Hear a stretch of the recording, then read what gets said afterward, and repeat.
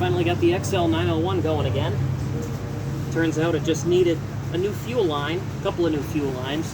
One coming out of the carburetor to an aluminum elbow, and then the other one from the elbow to the tank, both of which were completely disintegrated, and the elbow was actually clogged with little bits of decomposed fuel hose. So I cleaned all that out, got in there with a piece of wire and some carb cleaner.